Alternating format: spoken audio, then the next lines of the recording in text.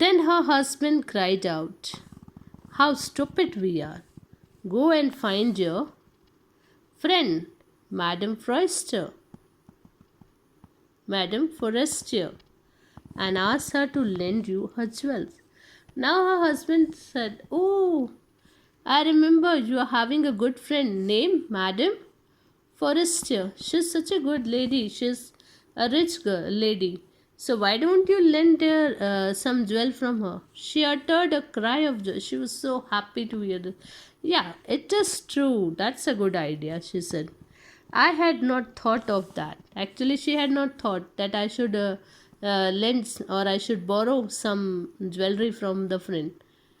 The next day, she took herself to her friend's house and related her jewel case, story of distress. Madame Forestier went to her closet, took out a large jewel case, brought it, opened it, and said, "Choose, my dear." Now her friend was very rich. When she tell everything to her friend that I had purchased, I have to go to a party now. I'm having a dress, but I need a jewelry. So she went to the closet, that is Almira. She had taken a jewel case, a big box of jewelry, and she said, "Choose whatever you want." She saw at first some bracelets, then a collar of pearls, then a Venetian cross of gold and jewels of admirable workmanship. She tried the jewels before the glass, hesitated, but could neither decide to take them nor leave them. Then she asked, "Have you nothing more?" Now she had seen all the jewelry. She tried some bracelets, some collar of pearls, everything she tried. Now she wants some gold jewelry or everything. The some beautiful work was there on that jewelry, good stone and all these things, diamonds, all this. And she was looking at all this jewelry. She tried that in front of the glass. She was hesitating also, but she's not able to decide what to wear. And some are looking good. She doesn't want to leave, but she doesn't want to wear that like this. And then she said, "You don't have nothing, you don't have anything more?" "Why, yes, look for yourself. I do not know what will please you." Suddenly she discovered in a black satin box a superb necklace of diamonds. Now she said that, yeah, I'm having some more, and she came to she know that in a black satin box she is having a super diamond necklace. Okay, her hands trembled as she took it out. Trembled, shivered. Okay, she placed it about her throat against her dress and was ecstatic. Then she asked in a hesitating voice, full of anxiety, "Could you lend me this? Only this?" "Why, yes, certainly." "Why, yes, certainly." Now, what happened? She tried that, and her hands were trembling when she took that in her hand. Such a beautiful, she was so happy, and she just said that, "I just only want this."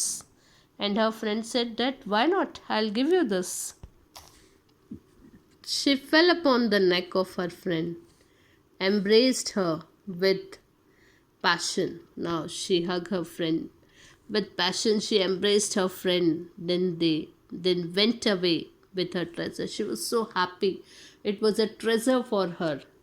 Okay, that she got a treasure, khajana. She got that. She was so happy with that. The day of the ball arrived. Now the day came. Madame Loisel was a great success. She was the prettiest of all, elegant, gracious, smiling, and full of joy. Already we had seen that she was very beautiful. She is pretty. And when a lady who is very beautiful and pretty, and for a party, she if she wore some good dress and with a good jewelry, definitely she will look more prettier. So she is also looking very pretty. And that day she was elegant, gracious, smiling, full of joy. She was, as was the prettiest of all. She was. The men noticed her, asked her name, and wanted to be presented. Now everybody was looking at her. She was looking such a beautiful that everybody wanted maybe to dance with her or to talk to her. She danced with enthusiasm, intoxicated with pleasure. She was so happy that she was dancing with enthusiasm, thinking of nothing but all this admiration, this victory. She was so happy that she thought that she got the victory.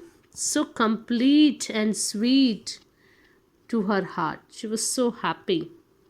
She went home towards 4 o'clock in the morning. Now, the whole night the party was going on, and early 4 o'clock in the morning they went home. Her husband had been half asleep in one of the little saloons since midnight. Since midnight her husband was sleeping, half asleep, with three other gentlemen whose wives were enjoying themselves very much. Now, with three other gentlemen, his husband was half asleep, but the three wives whose wives were with her, three other ladies were with her, they were dancing with her. He threw around her shoulders the modest wraps they had carried, whose poverty clashed with the elegance of the ball costume. She wished to hurry away in order not to be noticed by other women who were wrapping themselves in rich furs.